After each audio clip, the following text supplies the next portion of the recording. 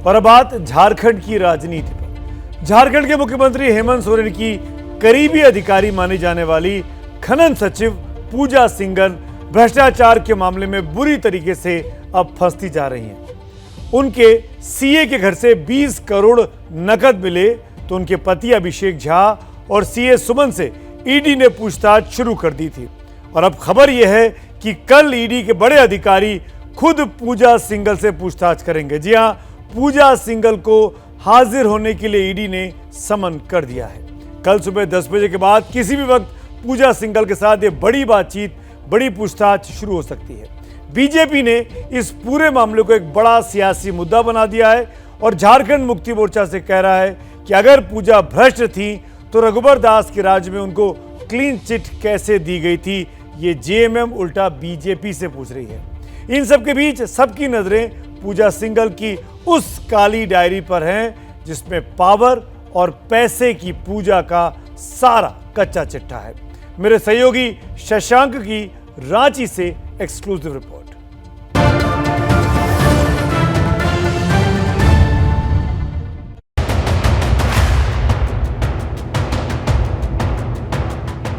झारखंड की खनन सचिव पूजा सिंघल के सीए के घर इतने नोट मिले कि गिनने वाली मशीन तक गर्म हो गई। फिर तमाम ठिकानों की ईडी ने तलाश की तो निकली एक काली डायरी। ईडी को मिली डायरी के हर एक पन्ने से सवाल उठता है कि उस डायरी में किन नेताओं के नाम हैं जिससे झारखंड की राजनीति में हड़कंप मचा है। उस डायरी में किन नौकरशाहों का नाम है जिन्होंने अपनी जेब भरने के लिए प्राकृतिक संसाधनों से भरे एक राज्य को खोखला कर दिया।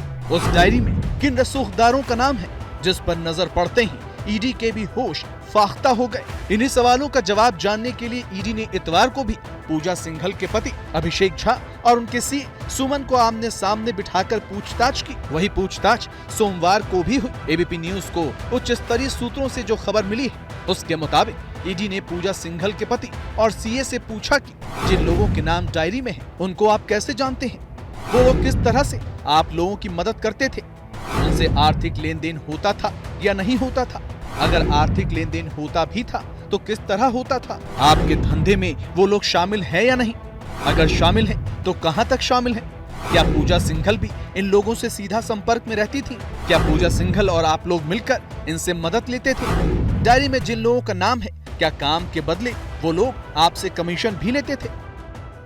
एबीपी न्यूज को ये पुख्ता जानकारी मिली है कि ईडी के इन सवालों ने अभिषेक झा और सीए सुमन के पसीने छुड़ा दिए हैं। ना तो पैसों का पाई पाई जानने वाला सीए सुमन और ना ही पूजा सिंघल के पति अभिषेक झा ईडी के सवालों का ठीक से जवाब दे पा रहे हैं। तो इसमें अब होगा कि ईडी कभी भी अभिषेक झा को गिरफ्तार कर सकती है। वहीं ईडी ने पूजा सिंघल को समन जारी किया है और मंगलवार को पूछताछ के लिए बुलाया है।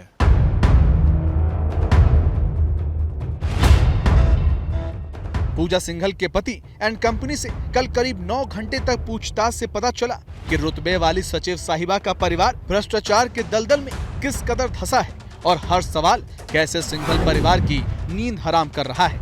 इतवार को अभिषेक झा और उनके सीए सुमन से ईडी ने पूछा कि पल्स हॉस्पिटल के लिए 123 करोड़ रुपए कहां से आए, कहीं हवाला या मनी लॉन्ड्रिंग से तो पैसे नहीं आए, क्या पल्स अस्पताल से जिन 20 शेल कंपनियों का संचालन होता था उनके जरिए काली कमाई को सफेद किया जाता था। अभिषेक झा से पूछा गया कि क्या अस्पताल में उनकी पत्नी पूजा सिंघल की भी भूमिका है, पल्स हॉस्पिटल बनाने के लिए किस बैंक के किस शाखा से 23 करोड़ का लोन लिया गया।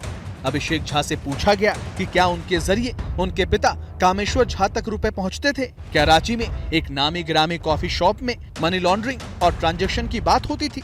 अभी जांच की तपिश तो पूजा सिंघल के पति को झुलसा रही है, लेकिन इसको महसूस तो पूजा भी कर रही होंगी। दरअसल 2000 बैच की आईएएस अफसर पूजा सिंघल अच्छे से जानती हैं कि पावर की पूजा कैसे की जाती है। इसलिए चाहे सरकार रघुवर दास की रही हो या अब हेमंत सोरेन की, पूजा की पावर, पूजा को सबसे क्लीन चिट मिली है और इसको लेकर ही आज बीजेपी और झारखंड मुक्ति मोर्चा एक दूसरे पर तलवार तानकर खड़े हैं।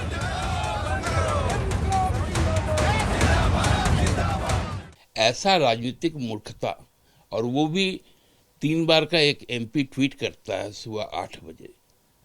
मतलब हम तो समझते हैं कि मीडिया के द्वारा जो प्रपंच चला जा रहा है जनता उसका माकूल जवाब देगी। 2019 में भी हम लोगों ने दिया है और आगे 30 वर्षों तक भारतीय जनता पार्टी इस झारखंड राज्य में नहीं रहेगी। देखिए भाई, भूख भ्रष्टाचार को बढ़ावा दे रही है सरकार, भ्रष्टाचार में लिप्त है। ये भारतीय जनता पार्टी पिछले 2-2.5 साल से लगातार कह रही थी जब से ये सरकार बनी है। और जिस तरह से 20 करोड़ रुपया पकड़ाया है, भारतीय जनता पार्टी की कही हुई बात सही हो गई। और बाबा बैद्यनाथ जी से यही प्रार्थना है कि जल्दी से इस सरकार से मुक्ति दिलाइए झारखंड को।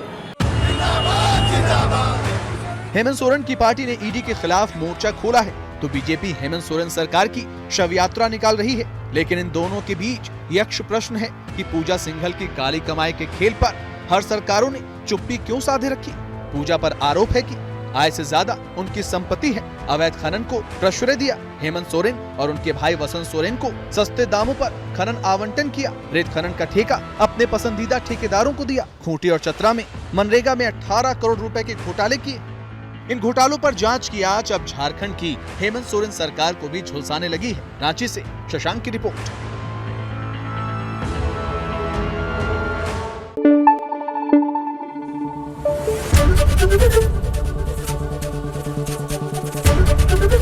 एबीपी न्यूज आपको रखे आगे।